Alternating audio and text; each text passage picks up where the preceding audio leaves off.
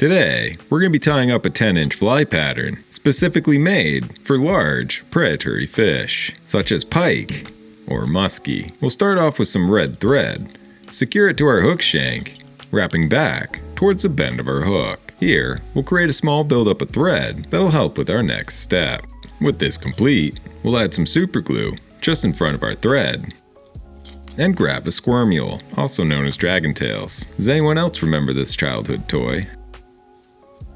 We'll take the squirm mule and secure it to the back of our fly, ensuring that it's secured tightly in place so that it can't slip free. Doing so by using the super glue, some tight thread wraps, and also taking some additional thread wraps behind the squirm mule to help lock it in place.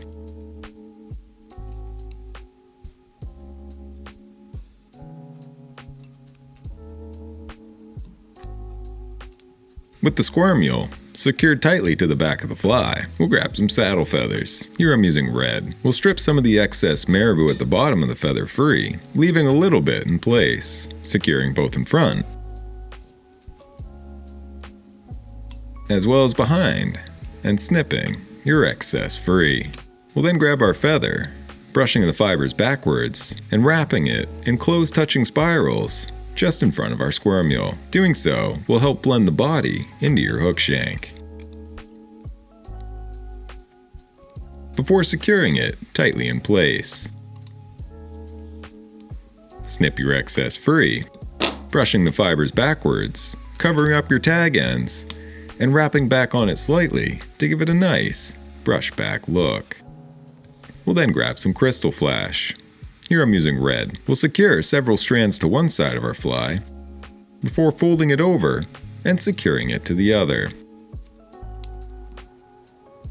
We'll also grab some hollow tinsel, strip a few sections free, and secure it to the top side of your fly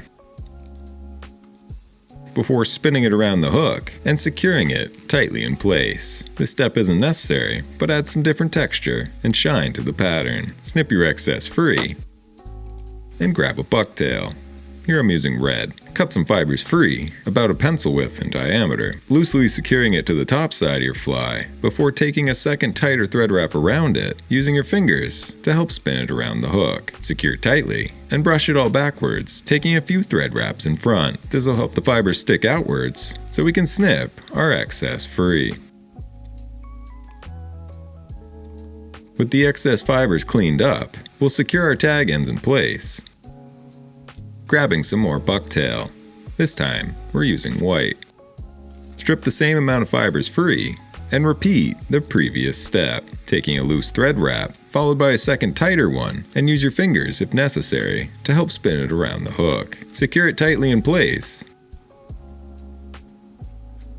brushing all the fibers backwards, bringing your thread above them, and taking a few thread wraps. This way, you can trim the excess free. Secure your tag ends. Grabbing some more bucktail. This time, we'll use some black. Repeat the same process as before, securing it tightly in place and snipping your excess free.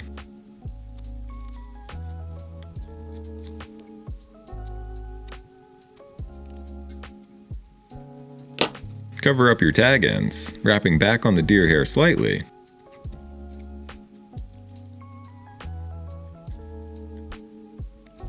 Next, we'll grab some rattles to help add some vibrations to the patterns so that predators can key in on it. To secure it in place, we'll add some super glue to our hook shank before laying the rattle over the top of it and securing it tightly with our thread. We'll continue to secure it in place, taking some thread wraps both in front as well as behind it and over the top to help snugly lock it in place, as well as laying a clean thread base over it.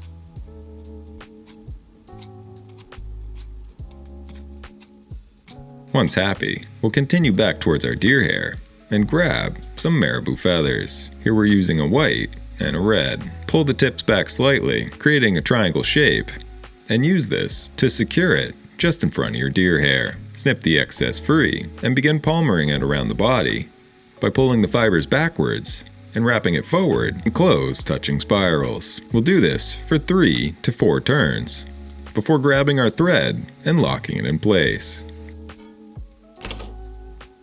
Before snipping your excess free. We'll then brush the feathers backwards, secure over the top of them to help give them a brush back look.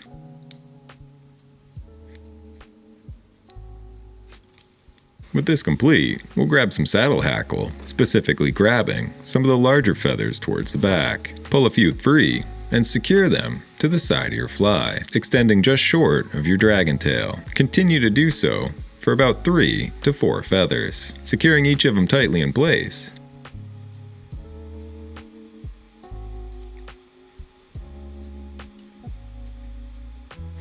Before snipping the excess free, cover up your tag ends and grab some amplifies. We'll secure this just in front of our grizzly feathers, wrapping your thread just in front of your rattle. Before grabbing the amplifies and wrapping it forward in close touching spirals until you reach your thread. Secure tightly in place, taking thread wraps both in front as well as behind before snipping your excess free. We'll then grab some more of our red saddle hackle feathers, securing about 2 to 3 feathers in place, just as we did for the grizzly feathers. Snip the excess free, once again grabbing some more red deer hair. We'll spin this around our hook, just as we did before, once again brushing the fibers backwards, taking a few wraps in front of them to make it easier to snip your excess free.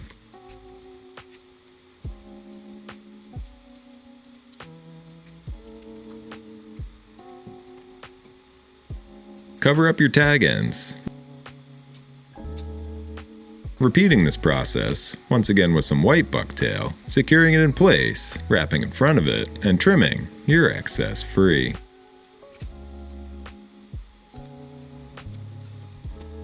Cover up the tag ends.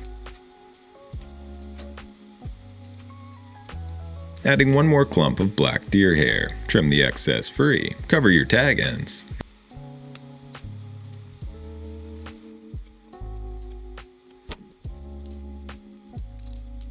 And grab a red saddle feather. We'll secure this just in front of our deer hair. Trim the excess free and begin hackling it just around the head of our fly, pulling the fibers backwards as we go. Continue doing so until you reach the head of the fly. Secure tightly in place, taking thread wraps both in front and snipping your excess free. We'll then pull the fibers backwards, using our thread to build up a head and give our feather a brushback look. Whip finish to hold it all in place. Snip your thread free and paint it over with some UV resin, adding some shine and durability to our pattern. Fix in place with a UV light. And this is the articulated back half of our fly pattern. Next, we'll grab a much larger hook. Here I'm using a 6/0, once again, securing our thread to the hook shank. Snap the excess free, and continue wrapping backwards, slightly into the bend of your hook. We'll take the back half of our fly, cut the hook free, and insert some wire that's been doubled over through the hook eye, and grab some beads. Here I'm using a pink, but the color doesn't necessarily matter, as it'll help space out the back half, while still allowing for movement, but not allowing it to move forward enough to get wrapped around the front hook. In addition to this, they can also add some protection to the wire underneath. We'll secure this tightly in place, taking several thread wraps over the top of it, as well as behind it, to help lock it in place. Continue to secure the wire in place by wrapping forward, folding it backwards, and wrapping over the top of it, helping to ensure that it can't be pulled free. At which point, we'll snip the excess free and carefully cover the tag ends, as the exposed wire can easily snap your thread. With this complete, we'll grab another red saddle hackle, securing this just in front of our beads, securing both in front as well as behind before snipping the excess free. At which point, just as before, we'll begin palmering this forward in close touching spirals, brushing the fibers backwards as we go. We'll continue to do so until we reach just about the hook point. Secure it in place. Snip the excess free and pull your fibers backwards, wrapping over the top of them, as well as covering your tag ends to give it a nice brush back look. At which point we'll grab some more crystal flash, securing it to one side of our fly, before folding it over and securing it to the other. Following it up with some more red deer hair and securing it in place just as we've done previously. This time, you'll have to brush it out so that one half doesn't get trapped on your hook. Secure in front of it and trim the excess free. Cover up your tag ends. We'll repeat this step 2 more times, starting with some white deer hair, securing it tightly in place, trimming your excess free, and covering up your tag ends.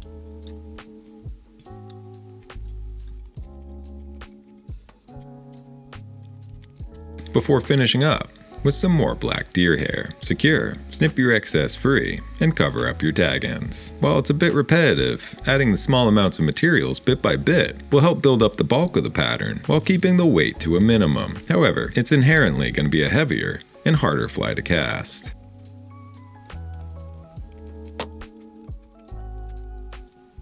Next, we'll cover up our tag ends and grab some more marabou. This time, I'm just using white. Secure the marabou in place, snip the excess free, and palmer it forward in close touching spirals, doing so for about 3 to 5 turns. Secure it tightly in place, and snip your excess free. Brush everything backwards and wrap back over the top of it to help give it a brush back look.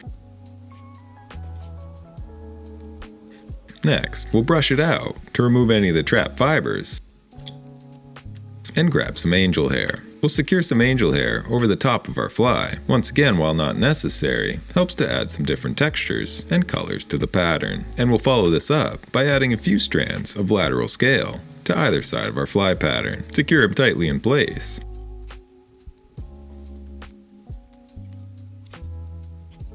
And trim the excess free. Finishing by adding some more red crystal flash over the top. At which point, we'll switch back to some bucktail, this time intentionally selecting some fibers that are a bit longer in length. Secure, just as we've done before brushing it back, securing in front and trimming your excess free. Cover up your tag ends.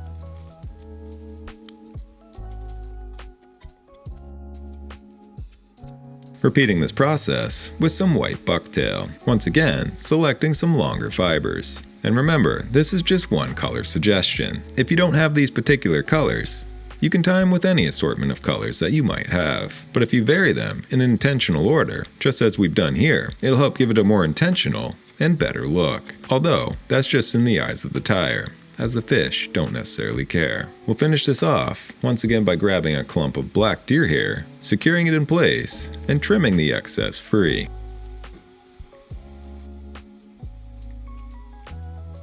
Leaving a bit of extra to help build up the bulk at the head of our fly. Next, use your thread to cover up your tag ends and build up a prominent head section, ensuring that you cover up most of the deer hair in the process.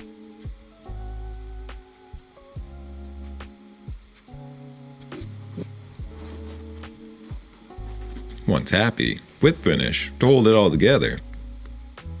Snipping your thread free, at which point we'll grab some eyes. Here I'm using living eyes in the color fire. I can't remember the exact millimeter size of them, but I believe that these are either the largest or the second largest they make. We'll add these to either side of our fly by adding a touch of super glue to them, at which point we'll brush the bucktail back slightly and fill in the gaps with some UV resin to create a mask at the head of our fly. Start by doing this slowly, adding small layers at a time to help the resin cure properly. But for the sake of time, we'll skip over that process. Once your UV resin reaches the top of the eyes, we'll finish by painting over the eyes itself to give the whole head a cleaner look, adding just a touch over the back of our deer hair. Fix everything in place and brush it all out to remove any trapped fibers. And this is a 10-inch long articulated dragon tail that creates a lot of movement in the water, but also holds a larger profile quite well due to the deer hair. And with the addition of the rattle, predatory fish are sure to find this pattern. And if you'd like to see me tie more of them, be sure to hit that like button, because these take extremely long time to make. And if it's something people enjoy, I'm happy to make more. And if you want to help support the channel, you can visit our website listed below for some hats, fly boxes, and other merchandise. And I will see you in the next one.